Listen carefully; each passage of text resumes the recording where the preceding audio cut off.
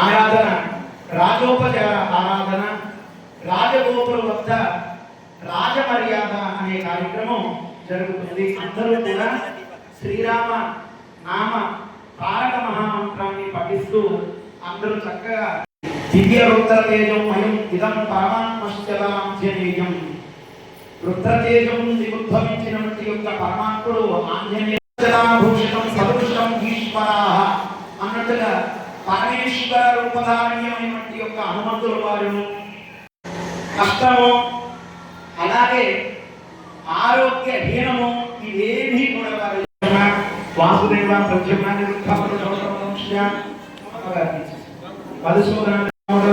వాసుదేవ ప్రత్యమాన్ని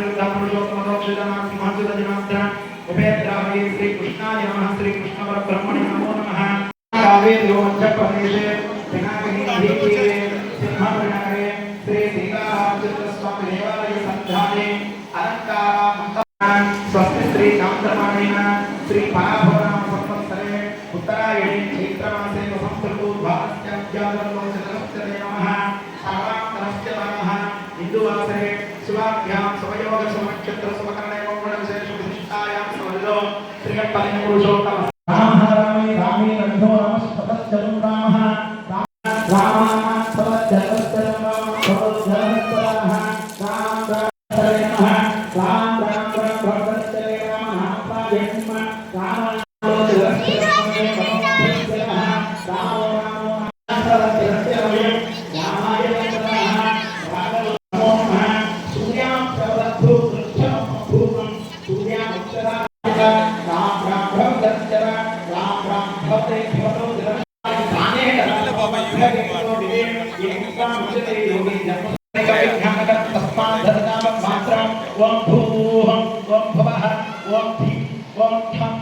పరమాత్మనే మన్యవే వాయవే ఓం భూహం ఆంజనేయమవహయామి రామభక్తమవహయామి మారుతాత్మజమవహయామి తత్వజ్ఞానప్రదాయకమవహయామి ఆంజనేయమవహయామి మహామతిమవహయామి కవిరాజమవహయామి యక్షరాజమవహయామి శ్రీరామచంద్ర యజస్పర్ణే నమః. జన్మవరక్షిదాయ నమః.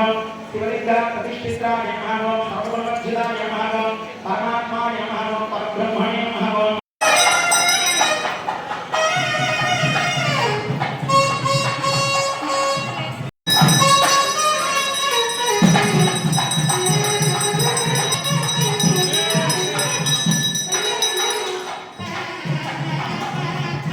శ్రీరామ గోవింద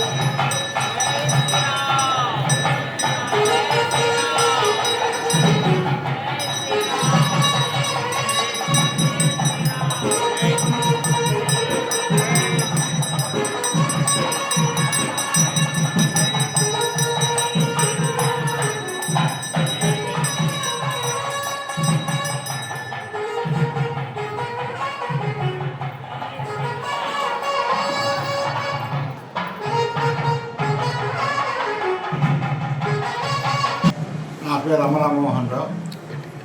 బాలాజీ నగర్లోని సీతారామ స్వామి మందిరంలో బ్రహ్మోత్సవాలు, స్వామివారి బ్రహ్మోత్సవాలు చాలా వైభవంగా జరుగుతున్నాయి. అందులో ఈరోజు హనుమంత్ సేవ చాలా బాగా జరుగుతుంది. జనాలు కూడా చూసేదానికి చాలామంది రావటం జరిగింది. ఈరోజు కార్యక్రమం చాలా అద్భుతంగా కూడా ఉంది. మరి రేపు 2వ తేదీ స్వామివారి కళ్యాణం జరుగుతుంది. స్వామివారి కళ్యాణానికి ముందు 5 రోజుల ముందుగా పసుపు దంచడం ఇవన్నీ కూడా జరిగినాయి. ఆ దంచిన పసుపుతోనే దేవస్థానంలో స్వామివారి ఎదురుగుండానే పసుపు దంచాము. ఆ పసుపు దంచిన పసుపుతో అక్షంతలు తయారు చేస్తాము. ఆ అక్షంతలు స్వామివారికి తలంబరాలుగా ఉపయోగిస్తాము. అదే చందనాన్ని కూడా తయారు చేశాము. ఆ చందనాన్ని కూడా స్వామివారికి తిలకందిస్తాము. చాలా అత్యద్భుతంగా స్వామివారి యొక్క కళ్యాణం ఎదుర్కోవాలనేది చాలా గొప్పగా ఉంటుంది. కాబట్టి భక్తులందరూ కూడా వచ్చి స్వామివారి యొక్క కళ్యాణాన్ని చూసి ఆ ఎదుర్కోవాలనేది చాలా ప్రాముఖ్యతగా ఉంటుంది. కాబట్టి అందరూ రావాలా. అదేవిధంగా 12వ తేదీ ఏప్రిల్ 12వ తేదీ పుష్పయాగం, స్వామివారికి పుష్పయాగం జరుగుతుంది. ఆ పుష్పయాగం చాలా భారీ ఎత్తున చేయాలనుకుంటున్నాం. సుమారు ఒక 150 మంది లేడీస్తో ఆ పూల బుట్టలో నెత్తి మీద పెట్టుకొని స్వామివారి యొక్క ఆభరణాలు, నవరత్న కిరీటం, పచ్చల పిడివాకు, ఖడ్గం, బాణాలు, అనేక రకమైన స్వామివారికి పట్టాభిషేకానికి కావలసిన అన్నీ కూడా ఆ ఉభయకర్త ఇంటి నుంచి అందరూ పురవీధుల్లో రావడం జరుగుతుంది. అదే కాకుండా పుష్పయాగం ముందు రావణ యుద్ధం అనేది చాలా గొప్పగా జరుగుతుంది.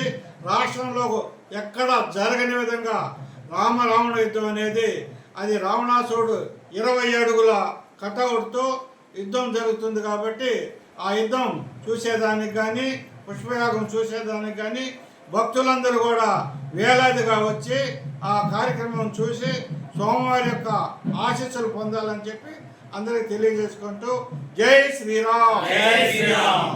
ఉదయం 9 గంటలకు మోహిని ఉత్సవము, సాయంకాలం 7 గంటలకి గరుడ సేవ జరుగుతుంది. కాబట్టి అందరూ రావాల్సింది కోరుతున్నాం. జై శ్రీరామ్. శ్రీ కోదండరామస్వామి గారి ఆలయం బాలాజీ ఎంతో వైభవంగా ఈ యొక్క బ్రహ్మోత్సవ కార్యక్రమాలు జరుగుతుంది. సాయంత్రం పూట ప్రతిరోజు కూడా ఆలయ ధర్మకర్తల మండలి వారందరూ కూడా ఎంతో భక్తి శ్రద్ధలతో సాంస్కృతిక కార్యక్రమాలు కూడా ఏర్పాటు చేశారు.